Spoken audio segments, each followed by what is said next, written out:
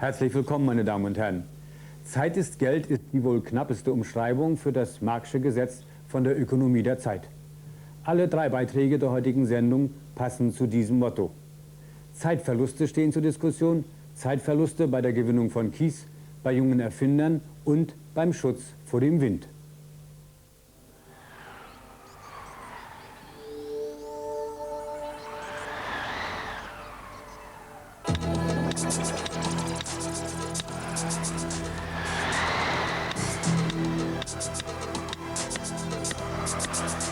Wind, vom Märchenerzähler noch verträumt das himmlische Kind genannt, bringt er heute den Bauern doch sehr irdischen Ärger. Jahr für Jahr verlieren sie so ein Stückchen Boden unter den Füßen. Wie sich also davor schützen? Dazu fiel er uns ein, der gute alte Windschutz. Ohne ihn kann man sich keinen Strand der Ostsee mehr vorstellen. Nun, was dem Urlauber recht ist, sollte dem Bauern billig sein. Denn hier ist der Wind nicht nur lästig. Und so sieht er aus, der Windschutz der Bauern.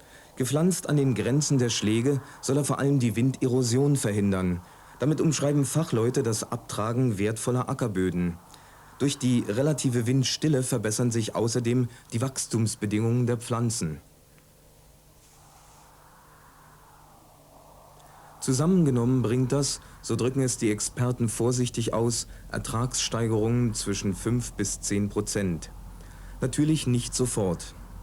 Und dennoch, solche ungeschützten Flächen sind keineswegs ungewöhnlich in unserer Landschaft. Wir waren deshalb mit einem Mann vom Fach im Kreis Angermünde unterwegs. Dr. Joachim vom Institut für Forstwissenschaften Eberswalde.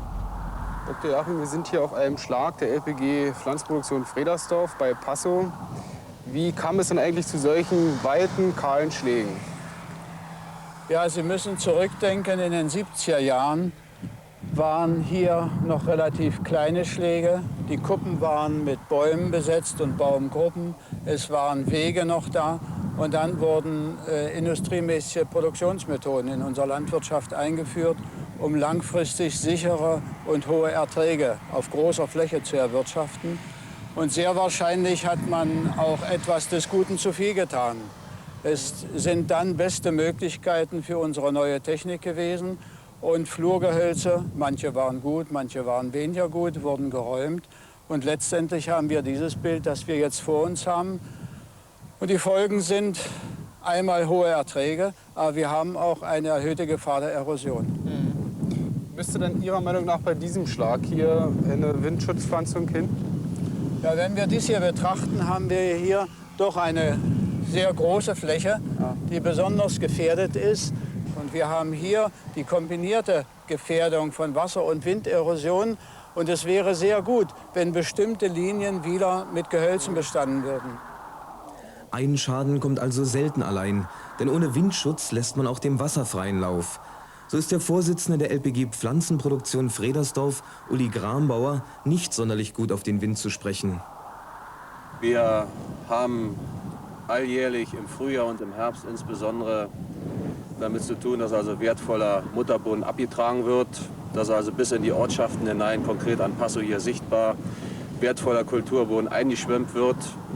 Und wir haben natürlich auch schon in manchen Jahren, wenn also das sehr extrem zum Vorschein tritt, die Witterungsbedingungen zu beklagen, dass also Kulturbestände, die in aufopferungsvoller Arbeit nun ins Feld gestellt wurden, durch Wind beschädigt wurden und neu bestellt werden mussten. Ja, das sind also alles Dinge, die auf Witterungseinflüsse zurückzuführen sind. Das war Ihnen in Zichow passiert, ja? Das ist uns in Zichow passiert, konkret vor 3 Jahren ein 100 Hektar großer Zuckerrübenschlag, der also unmittelbar, zur Vergabe anstand für die Vereinzelung, wo also dann nun an einem Wochenende durch Winderosion dieser Bestand vollkommen vernichtet wurde. Nicht jeder Schaden liegt so klar auf der Hand. Vieles sieht man erst, wenn die Saat aufgegangen ist.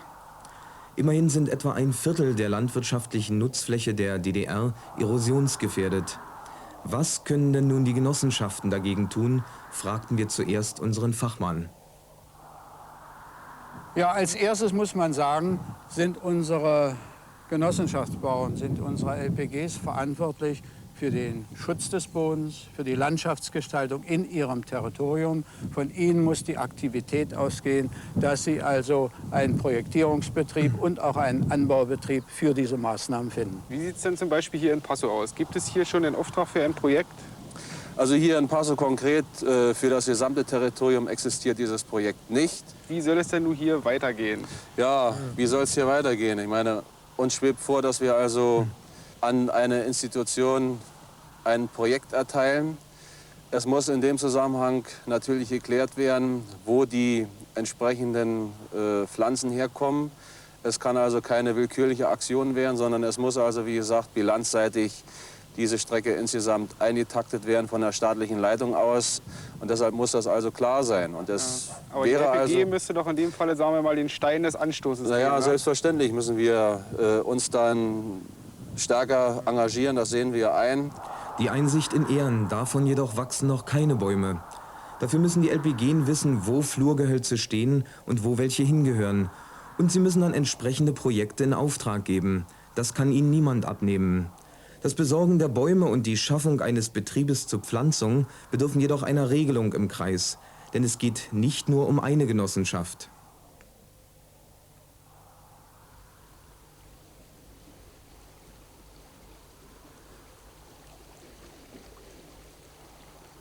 Das Randow-Welse-Gebiet, eines der größten Meliorationsvorhaben des Kreises Angermünde. Hier liegt zwar seit 7 Jahren ein Projekt für die Wiederbepflanzung mit Windschutzgehölzen vor, aber 7 Jahre lang fand man im Rat des Kreises keine Mittel und Wege, die Bepflanzung zu organisieren.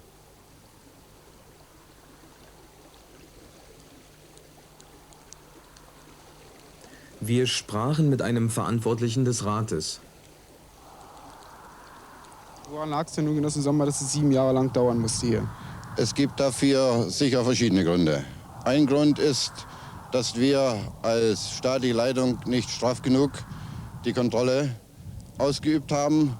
Zum anderen gab es im Vorfeld auch eine Reihe von Problemen bei unseren Betrieben, unseren Landwirtschaftsbetrieben zu überwinden, die nicht unbedingt über diese Maßnahme, die außerordentlich notwendig ist, begeistert waren. Und zum anderen gelang es uns nicht rechtzeitig, auch das notwendige Baum- und Strauchmaterial zu besorgen. Das ist ja die Bereitschaft der LPG in die eine Seite, die andere lässt zum Beispiel Betriebe da sein müssen, die diese Windschutzstreifen pflanzen können. Was ist denn da in Zukunft vorgesehen? Ja, wir haben im Jahre 1987 mit der Bevollmächtigtenversammlung der Meliorationsgenossenschaft unseres Kreises gemeinsam entschieden, dass wir nun ernst machen und 1988 die ersten 8 und 10 Kilometer im 2. Teilkomplex Randow-Welse, konkret im Gebiet Blumberg, bepflanzen. Dass es auch schneller geht, kann man eine gute Autostunde von hier sehen.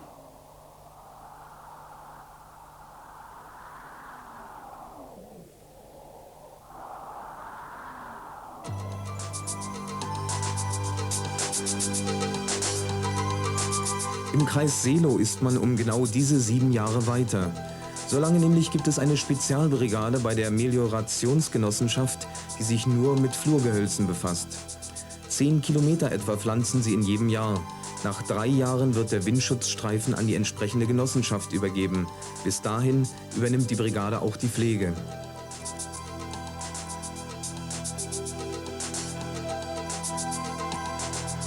Und noch einen Unterschied gibt es. Jede Meliorations- oder Baumaßnahme im Kreis Seelow ist erst abgeschlossen, wenn ein Windschutzstreifen gepflanzt ist.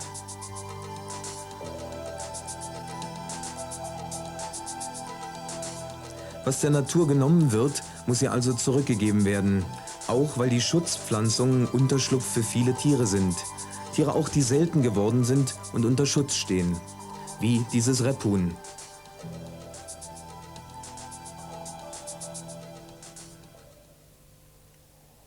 Hier im Randow-Welse-Gebiet könnte man sie gegenwärtig wohl nur auf diese Art antreffen.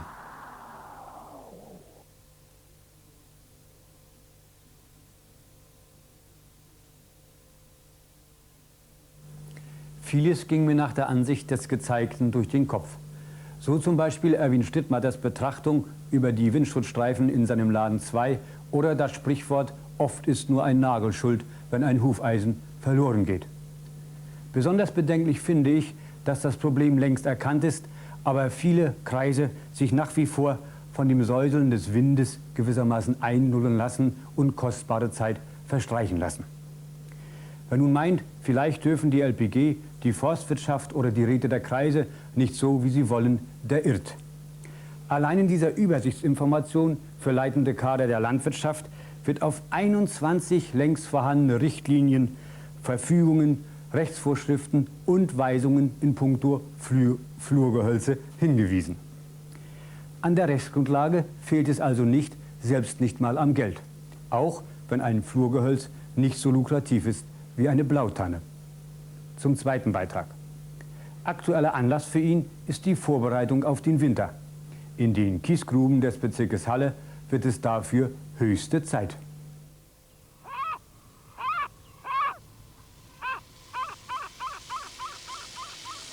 Der Sonderbeauftragte des Vorsitzenden des Rates des Bezirkes Halle.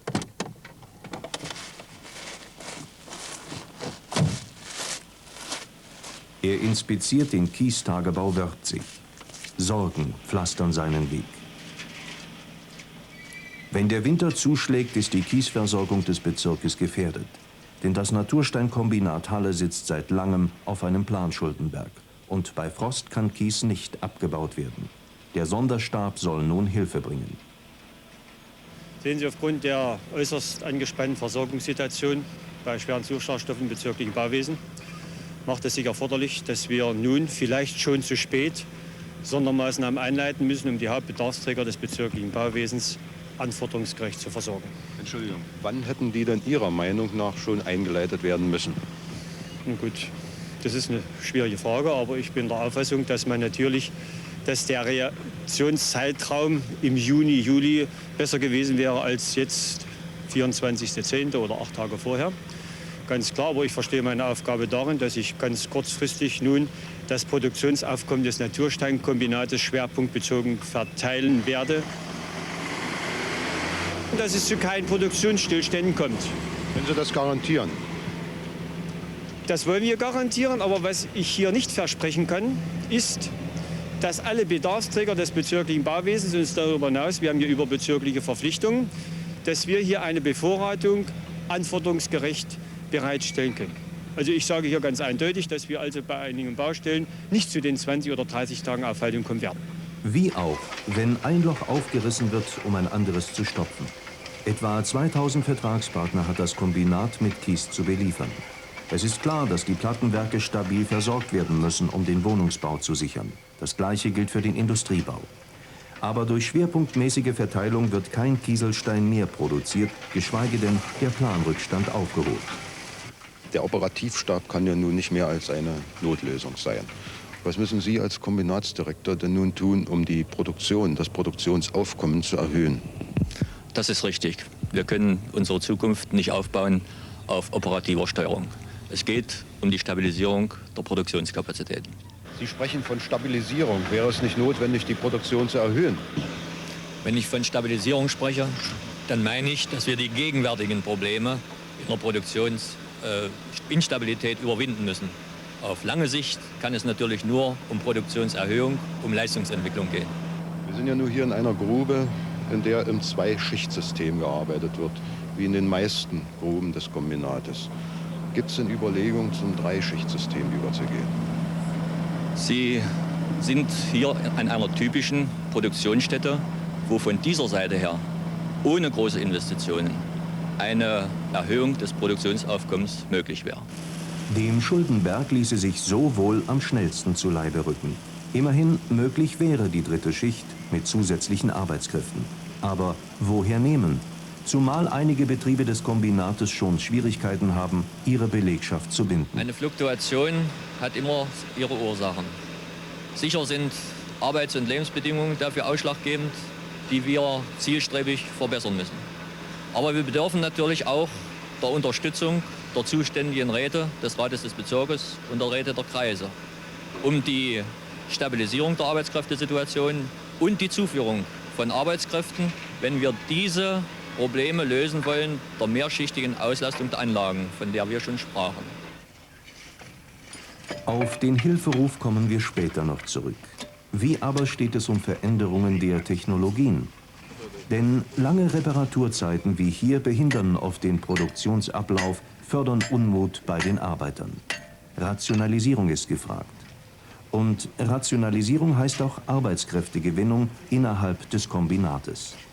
Auch die Veränderung von Technologien wird vielleicht ganz besonders hier im Kieswerk wirkt sich deutlich. Wir stehen hier vor einer Anlage, die ist mal von unseren Erfindern und Rationalisatoren im eigenen Rationalisierungsmittelbau gebaut worden. Aber sie entspricht den heutigen Anforderungen, vor allen Dingen auch von der Größenordnung, von der Kontinuität der Produktion, den Anforderungen nicht mehr. Und es ist notwendig, sich darüber Gedanken zu machen, wie diese Technologien effektiver gestaltet werden können. Hauptsächlich mit eigenen Mitteln. Die Schwedter Initiative hat hier offenbar noch so manche Chance. Zudem dürfte durch kontinuierliche Produktion wesentlich mehr Kies aus der Grube zu holen sein. Der Sonderbeauftragte hat diesbezüglich auch schon einiges ermittelt. Was ich hier sehe vor Ort in der kurzen Zeit, ist, dass die Anlage steht, wenn keine Kraftverkehrsfahrzeuge dieses Material wegfahren. Ich bin der Auffassung, dass diese Anlage durchgehend laufen kann und dass dieses Material, das durchgesiebt wird, hier an diesem Abwurfband auf Halde gefahren werden kann, hier im Kieswerk, um dann griffbereit zu sein als Wintervorrat, wenn also hier stärkere Frostgrade sind, wo nicht mehr mit diesen Elektrobaggern produziert werden kann. Das ist eine echte Reserve, das muss man mit den Kollektiven dieses Betriebes auswerten und hier müssen Möglichkeiten geschaffen werden mit Arbeitskraft und Fahrzeug, dass das also erfolgen kann. Verschenkte Möglichkeiten. Außerdem, Rationalisierung heißt auch hier, rationeller zu produzieren, mehr Kies mit weniger Arbeitskräften. Selbst wenn der Rationalisierungsmittelbau noch in den Kinderschuhen steckt. Aber gerade deshalb könnten auf dieser Strecke erfahrene Partner von Nutzen sein. Ich denke da an solche großen Betriebe wie die Chemiebetriebe hier in Leuna, an Maschinenbaubetriebe, die es hier im Bezirk gibt. Ist denn das überhaupt schon erschlossen worden in Fragen Rationalisierungsmittelbau? Zumindest bezogen auf unser Kombinat kaum. Es gibt Ansatzpunkte. Wir arbeiten kooperativ, zum Beispiel mit der Rationalisierungsmittelwerkstatt des Kaliwerkes Deutschenthal zusammen. Aber die großen angesprochenen Kombinate sind hier noch nicht erschlossen worden. Auch hier wäre ich dankbar, wenn es Ansatzpunkte gäbe, gemeinsam mit dem Rat solche Fragen vorzubereiten.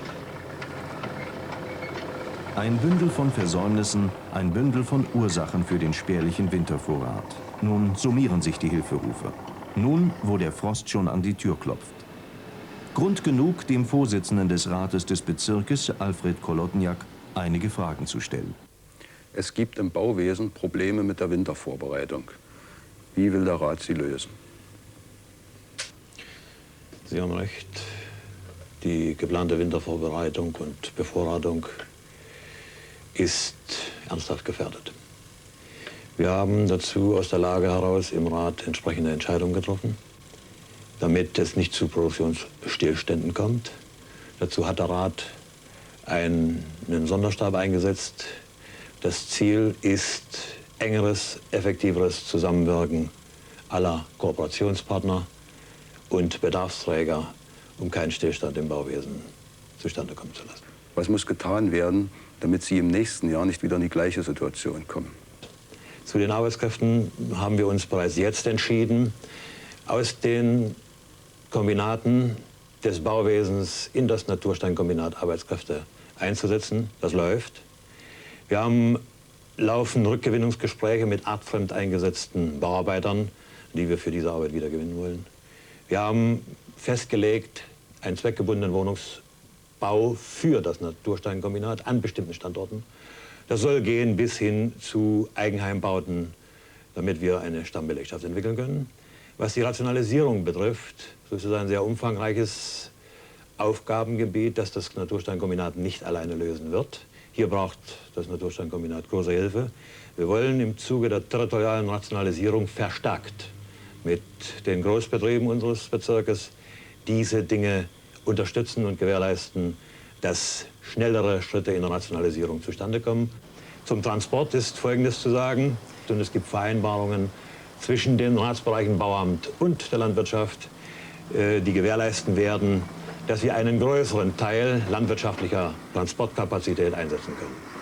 Wir haben den Wunsch und die Bitte, dass das, was für uns geplant ist, an Transportkapazitäten durch das Ministerium für Verkehrswesen auch bereitgestellt wird.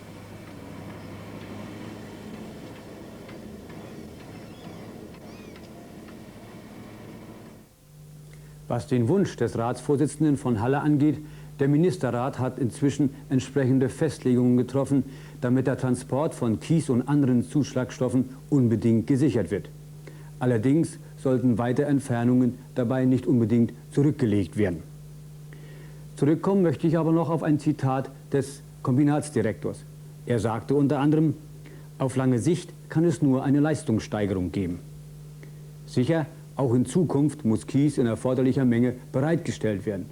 Doch jetzt geht es wohl um die planmäßige tägliche Versorgung der Baustellen heute und um die Bevorratung für den Winter. Und dafür bleibt nicht mehr viel Zeit.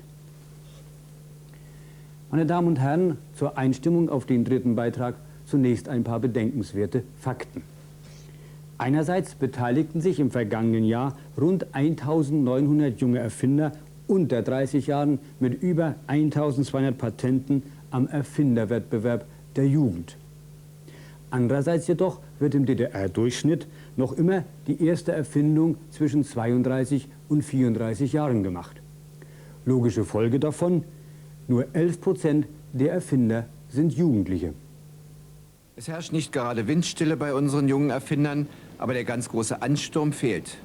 Da weht in den letzten Jahren ein zu laues Lüftchen um die Ecken und Kanten der Büros, in denen die jungen Wissenschaftler sitzen. Die Ursache? Einer versuchten Pantomimen auf die Spur zu kommen.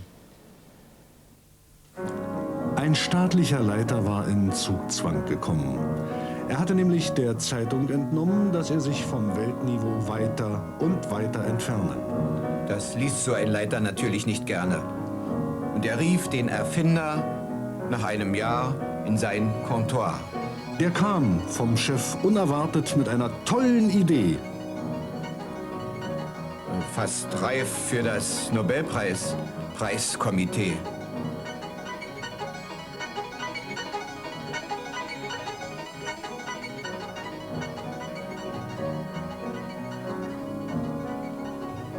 Nur hat eben leider solch Leiter, man weiß es, die Zeit nicht gestohlen.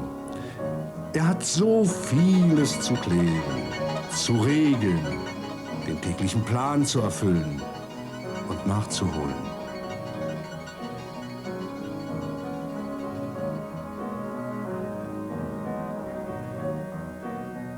Der junge Erfinder ist kurz angebunden.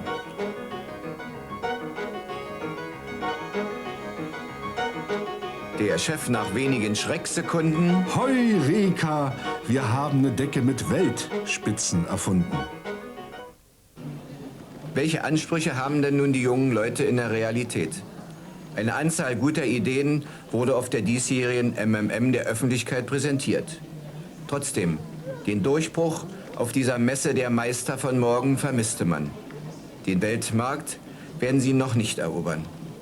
Dafür fehlen eben oft die anspruchsvollen Aufgaben, das noch nie Gedachte, der Vorstoß ins Neuland. Stattdessen geben sich Forschungsleiter mit dem konservativen Spatz in der Hand zufrieden und übersehen die kreative Taube auf dem Dach.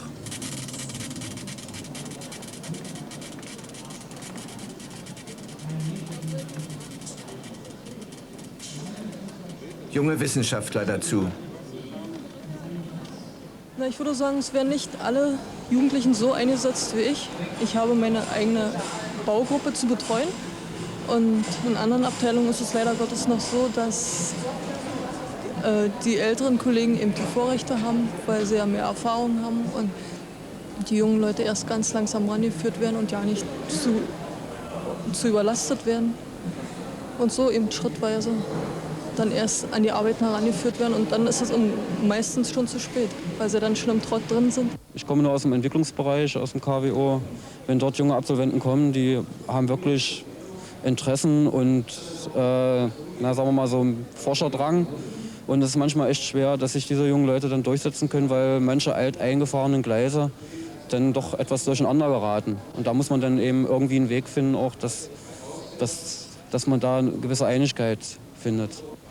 Ich glaube, dass die Erfindung selbst oder das Realisieren von Patenten eine gewisse Technologiekenntnis voraussetzt. Wie macht man Patente und wie macht man Erfindungen? Und da die Jugendlichen bzw. die Absolventen von der Hochschule kommen und das Wissen oft nicht mitbringen von der Hochschule, liegt es daran, dieses Wissen im Betrieb zu erwerben. Und wir haben die Erfahrung bei uns im Betrieb gemacht, dass man dazu das Wissen und die Erfahrung von erfahrenen Erfindern braucht, dass man dort gewisse Zentren schaffen muss, wo Erfindungen dann realisiert werden können. Natürlich ist die Voraussetzung dafür, dass die Absolventen von vornherein an solchen erfindungsträchtigen Forschungs- und Entwicklungsaufgaben, die in die Praxis überführbar sind, arbeiten. Im WF nach der Messe waren die Mitglieder und Leiter von Jugendforscherkollektiven Dr. Frank Teubner, Bernhard Gerd, Dr. Thomas Moritz und Uwe Bannerje unsere Gesprächspartner. Man kann durchaus einschätzen, dass in der Entwicklungstätigkeit fast 50%, wenn nicht sogar mehr, organisatorische Aufgaben sind, die man abzuwickeln hat als Entwickler, dass also eine ganze Reihe Sachen gar nicht mit einer wissenschaftlichen, schöpferischen Tätigkeit verbunden sind. Dass man also einmal 50% seiner Arbeitszeit für die kreative Entwicklung seines Denkens im Prinzip missbraucht für andere Zwecke, sich also in der Zeit nicht damit selber entwickelt. Eine Ursache für die Zurückhaltung junger Wissenschaftler ist sicherlich die Tatsache, dass man eine Menge Misserfolge einstecken muss, die da heißen, bevor man überhaupt zur eigentlichen Arbeit kommt, einen Raum zu haben, in dem man arbeiten kann, die Voraussetzungen zu haben, die man zum Arbeiten braucht, auch die Leute zu haben, die man braucht, um eine gewisse Aufgabe zu lösen. Die Aufgaben werden gestellt, die sind auch in Ordnung, die sind auch anspruchsvoll. Nur auf der Strecke der Voraussetzungen, da gibt es sicherlich eine Menge, was unsere Leitung noch weiter verbessern kann. Wesentlich ist, dass wir in den Jugendlichen den Geist drin haben, dass sie versuchen, an die Spitze zu kommen. Also das alles zu wissen, was man überhaupt wissen kann. Und wenn man sich solche Aufgaben sucht, die neu sind, die vollkommen neu sind, die so an die Grenze des Machbaren gehen, dann ist natürlich plötzlich das Feld zu patentwürdigen Lösungen sehr groß. Also wir haben das selbst erlebt. Wir arbeiten seit 2 Jahren an der Entwicklung eines neuen Sensors, optischen Sensors für Fernsehkameras. Das ist ein Gebiet, wo wir im WF nun tatsächlich mal in geringem Abstand zur Weltspitze arbeiten, ja, um nicht zu sagen, man weiß das immer nicht so genau, hat man nun schon was Besseres oder das entscheidet auch nachher erst die Zeit. Ja. Aber man betritt ein Feld, wo plötzlich man merkt, da sind noch ganz bestimmte Denkrichtungen, die noch gar keiner sich richtig überlegt hat. Ja. Und aufgrund der eigenen Arbeit stößt man jetzt zu Fragestellungen, ja, die vollkommen neu sind. Und das ist also eine gute Möglichkeit, Patente zu machen. Ja. Aber ich fragte nach den Grenzen, an die Sie stoßen. Man kann es umkehren. Ne? Wenn man nicht in der Lage ist, ja, solche Aufgabenstellungen zu bekommen bzw. dann weiterzuentwickeln, ja, dann ist es eine absolute Grenze. Und sowas gab es bei uns auch, ja, dass bestimmte Konzepte eben abgelehnt werden, weil zu risikohaft, ja, und weil zu neu und nicht genügend bewährt und weil es auch kein Trendmuster dazu gibt. Ja. Das sind Punkte, wo man natürlich an Grenzen stößt, ja, und wo man dann sehr intensiv, also das ist das, was mit dem Kämpfen, ja, das trifft da voll zu. Da muss man erstmal dafür kämpfen, dass man überhaupt in der Richtung arbeiten darf. Ja. Sie sagen, dass Ihnen alles zu langsam geht, dass die Ausrüstung zu langsam rankommt, dass Sie zu wenig Raum haben, um alles durchzusetzen, was Sie gerne möchten. Aber für mich steht im Vordergrund, dass die Aufgabe, die da ist, die lohnt. Und ich denke, dass wir gerade bei den jungen Leuten, die wir haben, wo ja auch in den Stellungnahmen rauskam, dass ich sie auch für risikofreudiger halte, für kreativer halte, das ist übrigens biologisch nachgewiesen, dass sie kreativer sind, bin ich also durchaus der Meinung, dass das Umfeld zum Erfinden bei uns, von der Motivation her, von der Aufgabe, von dem, was wir vorgeben müssen, weil der internationale Stand auf der Strecke Optoelektronik sehr gut ist, der lohnt das Erfinden. Ich würde ja noch weitergehen und würde sagen, in dieser Zeit ist man auch eigentlich am unzufriedensten. und würde diese Unzufriedenheit mal als Macht des positiven Denkens bezeichnen, weil einfach mir scheint, dass eine Unzufriedenheit, eine ehrliche Analyse, warum man unzufrieden ist, mehr motiviert, als sich ständig die Taschen voll zu hauen. Ganz sicher, ohne Kampf kein Sieg. Aber gute Bedingungen fürs Nachdenken, Studieren, Probieren, Erfinden sind nötig. Schlechte können die beste Idee irgendwann verkümmern lassen. Manchmal sogar den Menschen, der sie hatte, mutlos machen. Und der könnte dann so sein. Er kommt um 6:30 und geht um 4, trinkt mit Kollegen gemütlich sein Bier, ist freundlich zu diesem und jenem und außerdem niemals irgendwie unbequem. Er kann alles in allem nicht besser sein. Das Einzige, ihm fällt nichts mehr ein.